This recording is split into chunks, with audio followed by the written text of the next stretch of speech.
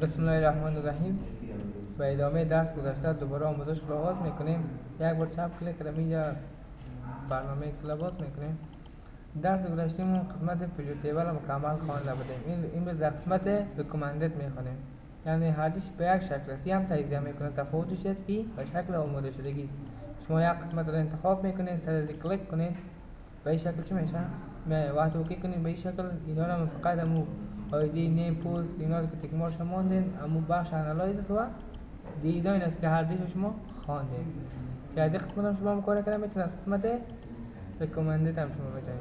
بخش بعدی ما تیبل داریم. تیبل شما را کجا خواندین؟ در قسمت سیل استایل یا نه بخش در قسمت فرمت تیبل اینجا خواندین، یعنی از اینجا هم شما میتونید استایل بدین، از قسمت از اینجا هم میتونید. وقتی سر از این کلیک کنید اتومات چی میکنن؟ اما موضوعاتی که در تیبل تونست تا قسمت انتخاب کنه. نمیگیم از اون قسمت انتخاب نکنه تا مکمل تا یک قسمت انتخاب کنه. اگر اینی را تک مارش نباشه بگیرن، اینی آیدی است، نیم، پست، سالری، هیدینگ ها چی نمیکنه؟ نمیشناسه. وقتی اوکی کنیم اتومات خودش به این شکل عنوان میکنه. پس دوباره کنترل زد میگیم، در قسمت انزت میگیم و در قسمت تیبل کلیک کنیم. اگر ما تیبل تیک مارش بانیم این عنوانای نیم، پست، سالری چی میکنه؟ میشناسه، دما عنوان نمیده که قسمت ها را مکمل خوانده بودیم. پس دوباره کنترل زد میگیم. میایم دوباره بخش بعدی ما پیکچر داریم. یک بار چپ کلیک میکنیم، در هر قسمت که شما عکس دارین از این قسمت میتونیم عکس بگیریم. مثال میگیم در این قسمت انتخاب میکنیم، در اینجا میگیم این قسمت لوگو یک عکس میاریم، مثال این عکس میاریم. وقتی که عکس آوردین این از این قسمت چهار اطراف شما میتونید خرد و بزرگ کنید. مثال میگیم کوچک باشه، به چه شکل؟ به این شکل از اینجا اینا کوچکش میسازیم. خب اندازش بسیار بزرگ بوده، این کم زوم اوت میکنیم، میگیم به این شکل اینا کوچک میسازیم. یعنی وقتی که شما عکس آوردین یک منو به نام چی ظاهر میشه؟ فرمت ظاهر میشه.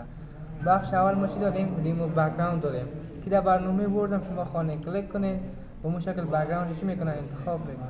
یعنی تمام قسمت چی کردین؟ انتخاب کرد. میگیم مارک ادوس تو کیپ داریم، میگیم این قسمت چی نکنه؟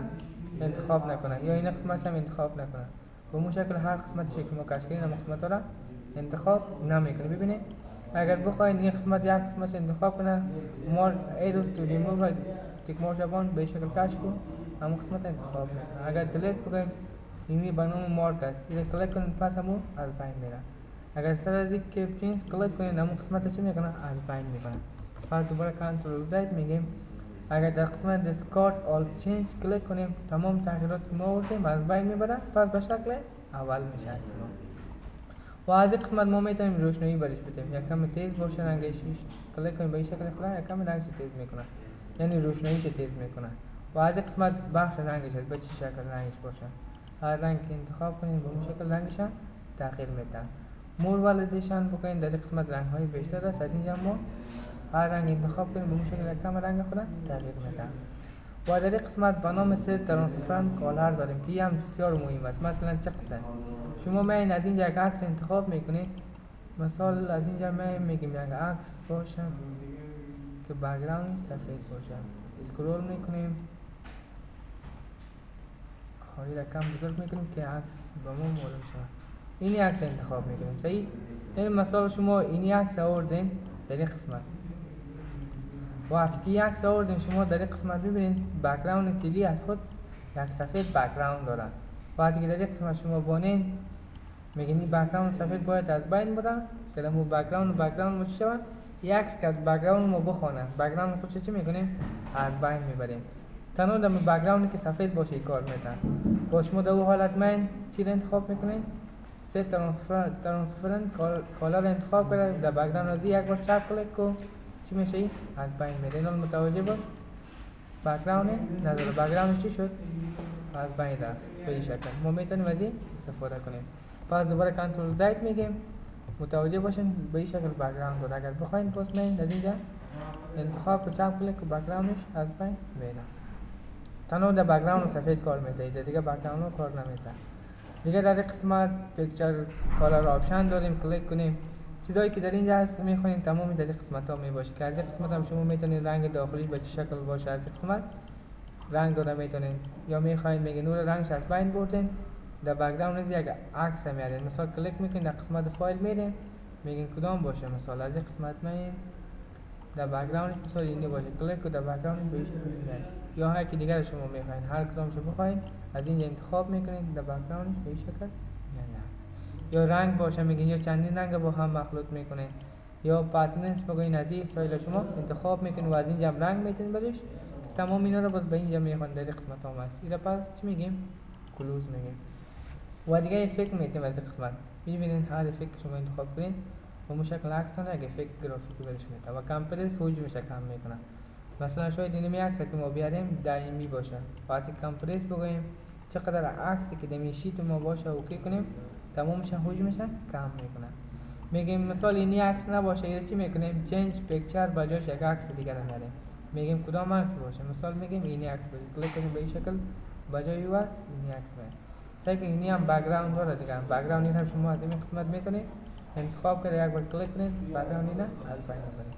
و دیگه ما چی داریم؟ رست پیکچر داریم. شما اینی رو انتخاب میکنید، من از این قسمت یک رنگ میتونید، مثال به این شکل میگین پس به شکل اول شوه، باز رست پیکچر بگین تغییراتتون از بین میبره. و از این قسمت انتخاب میکنید عکس من یک قالب میتونید، مثلا به چه شکل یک قالب بکنید، میبینید به هر شکلی که ما انتخابش کنیم. مثال میگیم به این شکل باشه. و در اینجا پیج باردر داریم، چهار اطرافش یک رنگ میتونید شما از این قسمت کلیک میکنید چی رنگ باشه، میگیم سرخ باشه.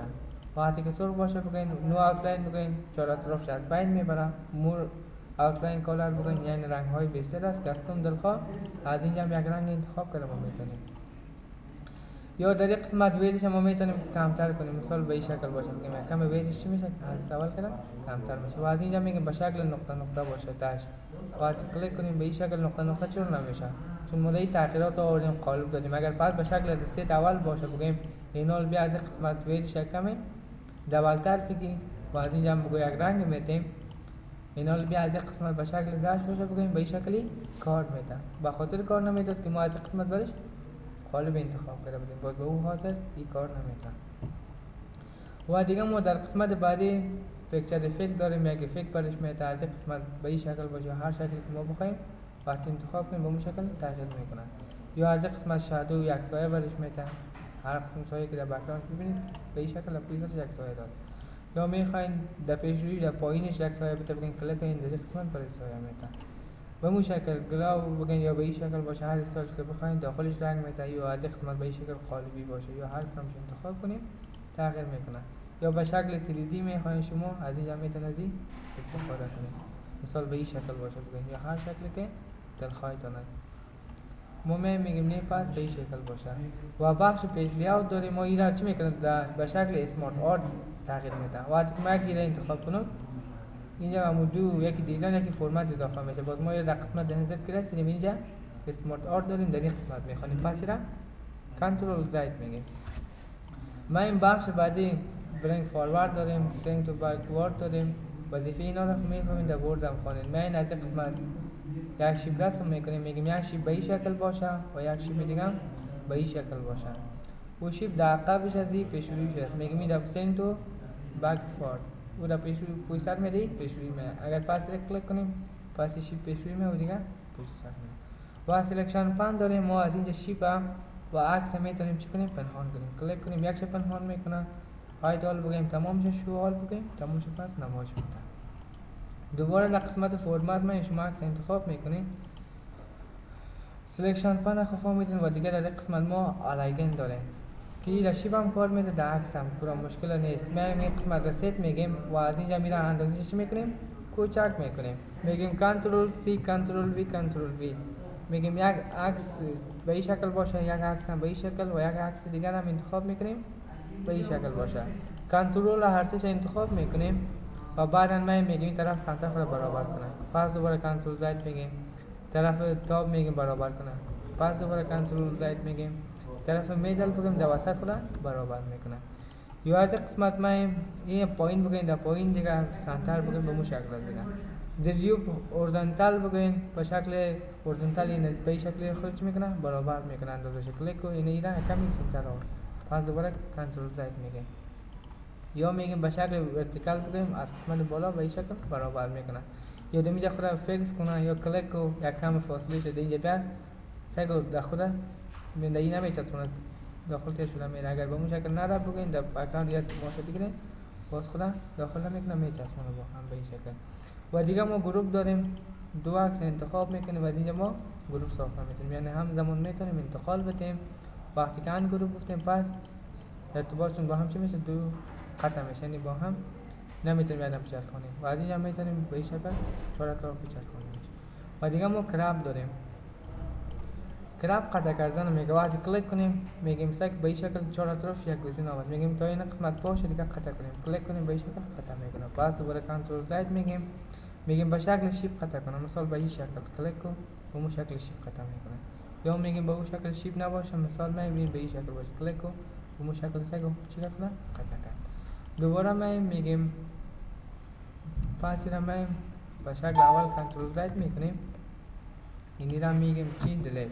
این را انتخاب میکنیم در قسمت چی میگیم از اینجا میگیم به چه شکل قطع کنم، میگیم اندازه کسی بر چند به این شکل قطع کنم، سگ خودش اتومات میاره. میگیم بیا با اندازه کم پس کوچک میگیم کراب بگیم پس به این شکل قطع میکنیم دو اندازه. و فیل بگیم پس به شکل اول میاره و اگر از اینجا فیت بگیم پس چی اندازه‌ای که ما انتخاب کرده بودیم دو اندازه پس کراب بگیم و اون قسمت قطع میکنه. و از این قسمت ما میتونیم به شکل کالم بزرگ کنیم به این شکل و از این قسمت هم میتونیم عکس خودمون بزرگ کنیم و این از قسمت چهار اطرافش هم میتونیم دلخواه خود بزرگ کنیم. یه هم مکمل بخش عکس بود و دیگه آنلاین پیکچر داریم. زمانی که اینترنت داشته باشیم ما میتونیم یک عکس داخل برنامه بیاریم که آفلاین باشه باز کار نمیتونه برنامه اکسل. دیگه قسمت رو ما تمام شد دیلیت میکنیم. بخش بعدی شیپ داریم دیگه. از اینجا میتونیم هر شیپی که ما انتخاب کنیم دلخواه با کلیک چپ رسم میکنیم. تکراری است دیگه. از این قسمت یک شیپ دیگه ما میتونیم رسم کنیم. از اینجا ادیت بگیم بجای از این شیپ یک شیپ دیگه آورده میتونیم و از این قسمت دیگه هم میگیم ادیت پوینت بگیم، مثلا میگیم این شیپ یک بار چپ کلیک میکنیم این قسمتش میگیم به این شکل باشه، میایم این قسمت پایینش این قسمت یک بار چپ کلیک میکنیم هیچ میگیم به این شکل، یعنی این قسمت ما میتونیم یک دیزاین برش بدیم. و از این قسمت تکست باکس داریم با کلیک چپ تکست باکس رو میفهمین دیگه. یک قسمت متنش نمیکنیم، در هر قسمت که دلخواه باشه متن تون انتقال داده میتونیم. و از این قسمت یک رنگ گرافیکی برش داده میتونین و از اینجا یک رنگ داده میتونین و از این قسمت چهار اطرافش شما رنگ داده میتونین. ویدش کم زیاد کنین به شکل نقطه نقطه باشه. هر روز زمان فال میشد که این از اینجا شما یک تیرک چی میکنین رسم میکنین و در این قسمت که بیم هر روز فال میشه تیرک دو طرفه باشه به چه شکل باشه انتخاب میتونین. و دیگه فکر کرد دیگه از اینجا ما سایه میتونیم یا به شکل تریدی باشه از اینجا تغییر داده میتونیم. و داخل اینمی متن راست کلیک میکنیم اینجا چی داریم ادیت تکست داریم. یک متن که نوشته میکنید این را انتخاب میکنید میگیم به چه شکل باشه. اینا استایلای آماده شدگی است. میگیم رنگ داخلیش مثال سیاه باشه و رنگ بیرونیش هم سرخ باشه. اینا متوجه باش با دو رنگ شدی مخلوط شد دیگه. و از این قسمت یک سایه داشته باشه بگیم به هر شکلی که باشه کلیک کنید به اون شکل سایه میتونه یا هر استایل که شما بخواید از اینجا انتخاب کنید میتونید. اینا هم تکراری دیگه تمامش. و دیگه در قسمت نزد ما این بخش بعدی ما اسمارت آرت داریم. وظیفه اسمارت آرت چی می باشه؟ خب در قسمت اسمارت آرت میایم یک بار چپ کلیک میکنیم اینم در برنامه ورد شما خواندین به چه شکل باشه هر شکلش که شما دلخواه باشه. مثال میگیم این به این شکل باشه انتخاب میکنیم چی میکنیم اوکی میگیم به این شکلی چی میشه ظاهر میشه. اینا دلخواست دیگه شما چی نشته میکنید در کورس استفاده میکنید در یک دفتر استفاده میکنید در هر کدامش که شما استفادهش میکنید. و از اینجا شما میتونید یک خانه پوری کنید و از این قسمت هم میتونید خانه پوری کنید. چون اینو در برنامه ورد ما کار کردیم چون نوشته نمیکنه فقط مینوهای براتون تکرار میکنه. در این قسمت میگیم یک شیپ دیگه هم چی بکار ضرورت داریم کلیک کنیم به این شکل ما یک شیپ دیگه هم ضرورت میکنه ایجاد میکنه. در قسمت چی باشه پایین باشه بالا باشه به این شکل از اینجا کلیک کنیم به اون شکل ما یک شیت اضافه کنیم. و دیگه در این قسمت اد بیول داریم. مثلا ما یک چیز نوشته میکنیم یک موضوع مثلا میگیم در این قسمت چی درس داده میشه برنامه میگیم اکسس درس داده میشه. اکسس به شکل چی است دیتابیس است یا به هر شکلی که باشه میگیم یا تاب است کلیک کو به این شکل گزینه می به شکل ویژگی ما میگیم به شکل تاب است یا به شکل دیتابیس می باشه. به این شکل ما از این استفاده کنیم میتونیم. و دیگه در این قسمت ما تکسپند داریم که هم خواندین که از قسمت هم شما میتونید اینا رو داخل خانه پوری کنین و از قسمت هم و اگر نباشه بگین پس دوباره غیر فعال کنین به این شکل از بین میره. و دیگه ما اینجا ریموت داریم، کلیک کنیم یک شب پنهان میکنه، پس کلیک کنیم پس به ما نشان میده، یعنی در هر شی تفاوت میکنه، بعضیاش نزدیک میاره بعضیاش پنهان میکنه به این شکل. موضوعات راست و چپ و چپ به راست انتقال میکنه. اینا رو تمام خواندیم دیگه.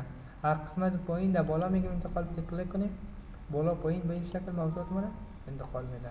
و بخش لیاوت هستی در زمان کار میداد که ما از قسمت انزرت میرفتیم اسمارت آرت هایی که به این شکل باشه این به این شکل باشه، بعد که انتخاب کنیم این از این کار میده به چه شکل باشه، به شکل بود باشه یا به شکل طرف لفت باشه موضوعاتش یا طرف راست باشه، از این قسمت انتخاب.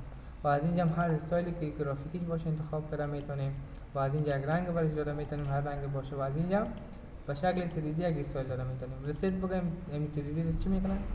مو گرافیک 3D داریم اون از بین میبره. و کنورت بگیم چی میکنه؟ به شکل شیپ میاره. اون چی شد اسمارت آرت از بین فقط به شکل یک شیپ اینا رو ساخت. پس دوباره کنترل زید میگیم. میایم در قسمت فرمت. در قسمت بخش بعدی ما فرمت داریم، دیزاین خوندیم. این زمان فعال میشد که ما میومدیم از اینجا به شکل 3D در یک استایل میدادیم، بعدا در قسمت بعد می فعال میشه.